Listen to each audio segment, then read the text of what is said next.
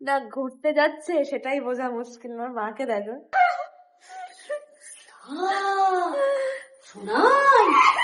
গোলাচ্ছে 2 নম্বর গেটে এমআরআই হবে বিষয়টা চলছে। কারণ অ্যাকচুয়ালি কি হয়েছে না, এখন এত ব্যথা বেড়ে গেছে কারণ এতদিন মা কে ভুলভাল ওষুধ খেত। ডাক্তার যা দিত ব্যথা কমানোর ওষুধ দিত, আর ব্যথা কমানোর ওষুধ মানে স্টেরয়েড। এবার স্টেরয়েড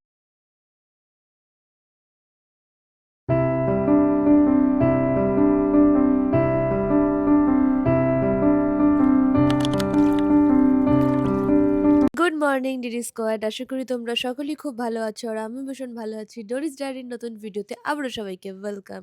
আশা করি তোমরা আগের দিনের ভিডিও থেকে বুঝতে পেরেছো যে আমি আগের দিন বড়বাজার গেছিলাম, কারণ আমার অনেক কিছু তোলার ছিল, অনেক জিনিসপত্র।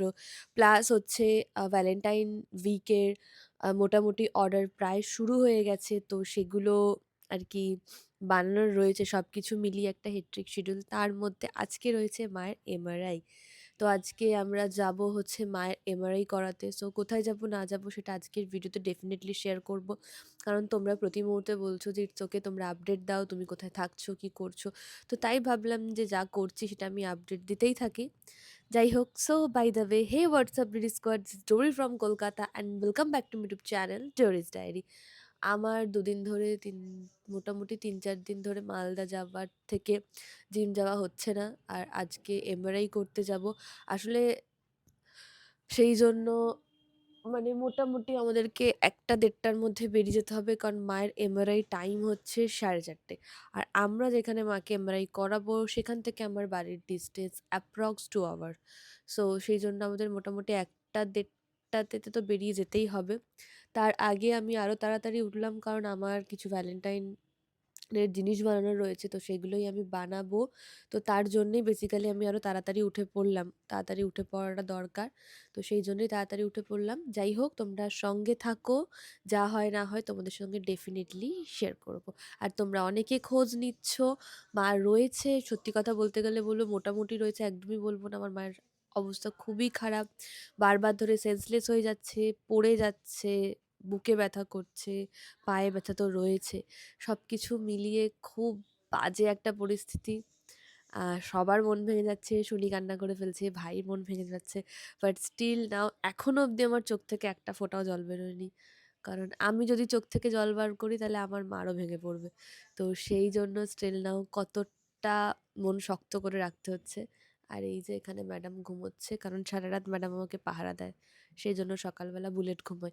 আর ম্যাডামের নতুন একটা নাম আছে বুলেট, কিন্তু তোমরা বলে ডাকবে না ওকে, কারণ আমি ওকে যেই নাম ধরে ডাকি সেই নাম তোমরা বলে ডাকো, ও আমাকে যেটা বলে ডাকে সেটা তোমরা বলে ডাকো, এটা একদম ঠিক নয়। যাই হোক, তো তোমরা সঙ্গে থাকো, যা হবে না হবে সবটাই তোমাদের সঙ্গে শেয়ার করবো আজকের ভিডিওতে। করতে যাচ্ছে আমার মা না ঘুরতে যাচ্ছে সেটাই বোঝা মুশকিল। আমার মাকে দেখো, ডোরির মতোই ফাইন অলওয়েজ। তো আমাদের উবের চলে এসেছে, আমরা চললাম, উবের চলে এসেছে, আমরা যাচ্ছি। কি করছো? ধরে নিয়ে আয়। সবসময় হাসি খুশি রাখারই চেষ্টা করছি, আর কি মেরে। আর এমনিও ভাই আমার দ্বারা সিরিয়াস মুডে থাকা হবে না কোনো টাইমই। যাই উবেরে উঠি, দেন তোমাদের সাথে কথা বলছি। আই এম নট শিওর যে আমি আমার ঘরে তালা দিয়েছি কিনা, ওই জন্য লিফটে করে আমার ঘরে উঠতে হচ্ছে। গেট খোলা নিচে কি বলছো বলো? নিচে গেট অবস্থা ওদের ভরসায় না, মানে কোনো বাড়িঘর রাখা যাবে না। দাঁড়াও তোমাদেরকেও দেখাবো যে তারাটা আমি আদৌ দিয়েছি কিনা, গল্প করতে করতে বেরিয়ে এসেছি। আমাকে তো চিড়িয়াবাড়ি করে মারবে না।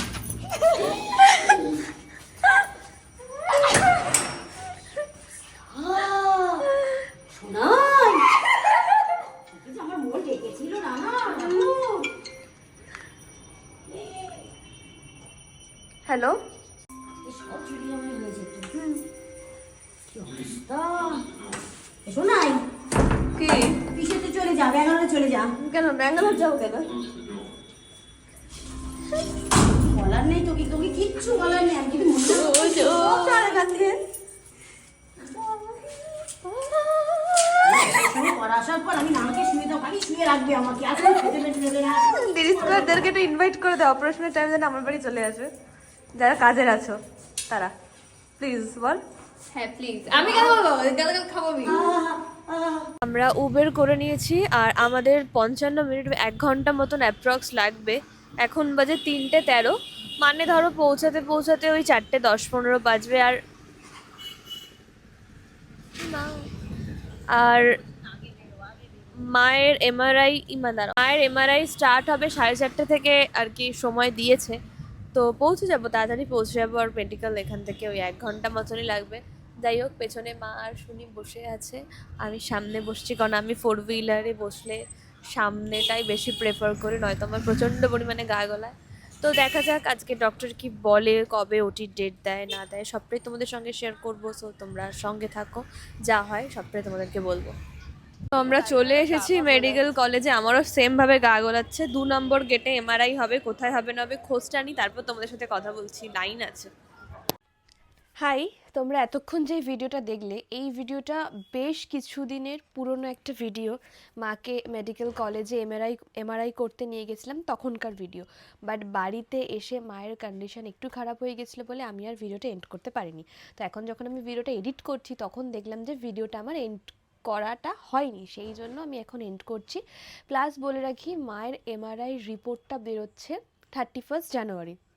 তো 31 জানুয়ারিতে রিপোর্ট বেরানোর পর আমি জানতে পারবো যে রিপোর্টটা অ্যাকচুয়ালিতে কী আছে, প্লাস রিপোর্ট অনুযায়ী আমরা এগোতে পারবো যে কোথায় অপারেশন করাবো, কী করাবো না করাবো। এবার বিষয়টা হচ্ছে, মানে আমি ট্রাই করছিলাম স্বাস্থ্যসাথী কার্ডেতে করানোর জন্য। দেখো, সত্যি কথা বলতে গেলে এখনও প্রচুর খরচা, 5 থেকে 5.5 লাখ টাকা মতন অপারেশনেই খরচা। তারপর বাড়ি আসার পর ফিজিওথেরাপি, সমস্ত কিছু নিয়ে মানে মোটামুটি 6.5 লাখ ধরে রাখাই যায়। এবার যদি সেভিংস থেকে পুরোটা মানুষে খরচা করে দেয়, তাহলে কিছুই আর থাকবে না। তার মধ্যে আমার ঘর ভাড়ার টেনশন আছে, এভরিথিং। তো স্বাস্থ্যসাথীতে ট্রাই করছিলাম, কিন্তু 2023-এ স্বাস্থ্যসাথী কার্ড বন্ধ করে দিয়েছে এই হাঁটুর অপারেশন এগুলোতে। আর আমার মেডিক্লেমও করা নেই, কারণ আমি মেডিক্লেমের বিষয়ে এত কিছু জানতাম না। যাই হোক, প্রতিটা বিষয় আমি পেছনটা একদম বাঁশ ঢুকে বসে আছে। তারপরে আমি ভাবলাম যে এত যখন কষ্ট হচ্ছে, প্রাইভেটে করিয়ে নেওয়াই বেটার। এবার এমআরআই রিপোর্টটা বেরানোর পর আমি জানতে পারবো যে এক্স্যাক্টলি কন্ডিশনটা কী আছে, কোথায় বা কোন হসপিটাল, কোন নার্সিংহোমে অপারেশন করালে বেটার হবে। তাও কিছু কিছু হসপিটালে খোঁজ নেওয়া হয়েছে, যেরকম বিপি পোদ্দার, বোনস, আমরি, এরকম অনেক হসপিটালে খোঁজ নেওয়া হয়েছে। দুটোতে আপাতত ইচ্ছা আছে, এক বিপি পোদ্দার আর একটা আমরি। বা দিল্লিতেও খোঁজ নেওয়া হবে, আমি জানি না, রিপোর্টটা বেরানোর পরে বুঝতে পারবো। এবার তোমাদের সাথে আমি রেগুলার আপডেট তো শেয়ার করবোই। আই হোপ তোমরা অনেক অনেক অনেক শুভকামনা করবে, প্লাস পাশেও থাকবে। কারণ আমি জানি তোমরা যতটুকু জন আমার ভিডিও দেখো, তারা অথেন্টিক মানুষজন ভিডিও দেখো। আর আগের ভিডিওতে আমার যা বলার তা আমি বলেই দিয়েছি, সেগুলো আর এখন এই পুরোনো ভিডিওতে বলতে চাইছি না। তো এইটুকু বলার জন্যই আমি জাস্ট ভিডিওটা এখানে এন্ড করব, কারণ আমি আবার ভিডিও নতুন স্টার্ট করব আজকের জন্য।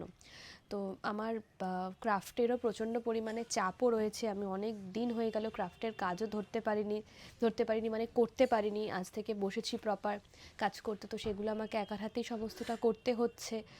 কারণ বুঝতেই পারছো, আমাদের বাড়িতে কেউ থাকে না, যা করার আমাকেই সব কিছু করতে হচ্ছে। মা হুটপাট করে পড়ে যাচ্ছে, সেগুলো ধরাধরি করা। আর আমি তো সবসময় মানুষজনকে নিয়ে রাখতে পারি না, না। কখনো ভাইকেও সবসময় বলতে পারি না যে তুই আয় কাজ ছেড়ে, শুনিকেও বলতে পারি না তুই আয় কাজ ছেড়ে, কারণ ওদের প্রত্যেকেরই কাজ থাকে।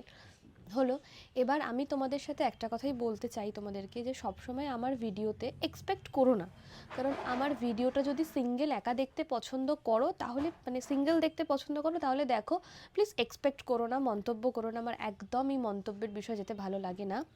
এটুকুই বলার ছিল। আর হচ্ছে 31 তারিখ রিপোর্টটা বেরানোর পরে আমি জানতে পারবো মানে কি হবে না হবে। ততক্ষণ আর কি বিষয়টা চলছে। কারণ অ্যাকচুয়ালি কী হয়েছে না, এখন এত ব্যথা বেড়ে গেছে, কারণ এতদিন মাকে ভুলভাল ওষুধ খেত। ডাক্তার যা দিত ব্যথা কমানোর ওষুধ দিত, আর ব্যথা কমানোর ওষুধ মানে স্টেরয়েড। এবার স্টেরয়েডটা যখন মেডিকেলের ডক্টর বন্ধ করে দিল, তখন কি হলো, তখন তার স্টেরয়েডটা পড়ছে না, মানে ব্যথা আরও দ্বিগুণ বেড়ে গেছে। তো সেই জন্য এখন পা বেঁকে যাচ্ছে, এই হচ্ছে। এবার আমরা দুজন ঘরে থাকি, আমাদের ঘরে একজন কাজ করতো, চেনেও তাকে, সে ছেড়ে দিয়েছে মানে হচ্ছে মায়ের তার কাজ পছন্দ নয়, সেই জন্য সে ছাড়িয়ে দেওয়া হয়েছে তাকে। এবার সব কিছুই মাকে আমিও এসব টুকটাক রান্নাবান্না করি, সবসময় তো রান্না করতে পারবো না, কারণ আমি যদি সবসময় রান্নাবান্না করি তাহলে আমি কাজ নিতে পারবো না। কারণ বহুদিন হয়ে গেল আমি শ্যুটও নিই নাই একটা কারণে, কারণ আমি বেরিয়ে যাব, মা একা থাকবে, যদি পড়ে যায়, এইসব বিষয় করে করে কাজ নিতে পারছি না। প্লাস প্রচুর জায়গার ভিডিও বাকি আছে, দার্জিলিং থেকে শুরু করে কালিম্পং, গ্যাংটক, দীঘা, মন্দারমণি, প্রচুর জায়গা মানে ভিজিট করা বাকি আছে, সেগুলোও হচ্ছে না। আই হোপ, আমি জানিও না হবে কি না সেগুলো, মানে আমার মনেও হয় না যে সেগুলো হবে কি না, জানি না, হোপ নিয়েই বেঁচে আছি। তো এটাই হচ্ছে মেন ব্যাপার, এটাই তোমাদেরকে জানানোর ছিল। তাই আমি এমনি একটা মানসিক অত্যাচারের মধ্যে রয়েছি, মানসিক যন্ত্রণার মধ্যে রয়েছি, প্লাস অত্যাচারও বলতে পারো অনেক দিক থেকে। তো আর এক্সট্রাভাবে কেউ আর আমাকে মানসিক যন্ত্রণা যদি না দেয় তাহলে আমি সত্যিই খুব ভালো থাকবো। আমার মা যতদিন না ঠিকঠাক করে প্রপারভাবে সুস্থ হচ্ছে, সেটা একটা প্রচণ্ডভাবে হেডেক হয়ে দাঁড়াচ্ছে, কারণ আমার মায়ের এজও সেরম নয়, 42, আর এত কম বয়সের মধ্যে হাঁটুর এই বিষয়টা হলো। আর তোমরা অনেকে অনেক ডাক্তার সাজেস্ট করেছো, এখন সেরকম ওই ডক্টর ফক্টর দেখিয়ে হবে না, কারণ এবার যেখানে ওটি করানো হবে সেই সার্জনের সাথে ডিরেক্ট কথা বলা হবে, সে যেখানে ওটি করাবো সেখানকার সার্জনের সাথে ডিরেক্ট কথা বলা হবে, এটাই এখন হচ্ছে লাস্ট স্টেজ, মানে এখন ওটি করাতেই হবে, কিচ্ছু করার নেই। তাই এই এত কিছুর মাঝে আমি চেষ্টা করব তোমরা আমার ভিডিও দেখো, কারণ সত্যি কথা বলতে গেলে আমি কখনোই ভাবিনি যে ইউটিউবটা আমার প্রফেশনের জায়গা হয়ে দাঁড়াবে, কিন্তু এখন সত্যিই আমার ইউটিউবটা প্রফেশনেরই জায়গা, আমার এটা করতে ভালো লাগে, আমি ভালো লাগাটাকে কাজে পরিণত করেছি। তো তোমরা আমার যত শুভকামনা করবে, আমার মায়ের যত কামনা করবে, যত ভিডিও দেখবে, তত আমাদেরই খুবই ভালো হয়, খুবই ভালো হবে, ব্যাস এইটুকুই আর কি। তো মন থেকে কারোর ভালো চাইলে সেটা অবশ্যই ভালো হয়। তো আজকের ভিডিওটা আমি মানে বহুদিন আগের করার ভিডিওটা আমি এখানেই এন্ড করছি, বিকজ এডিট করতে হবে, তারপর আমি আবার নতুন ভিডিও স্টার্ট করবো। সো তোমরা এইভাবেই আমার সঙ্গে থেকো, যারা অথেন্টিক মানুষ তারা এভাবেই সঙ্গে থেকো। আর আজকের এই ভিডিওর কমেন্ট বক্সে জানিও যে আমার শেষের কথাগুলো আমি ভুল বললাম না ঠিক বললাম। আর দেখা হবে পরবর্তী ভিডিওতে, সবাই ভীষণ ভালো থেকো, নিজেদের খেয়াল রেখো, টাটা।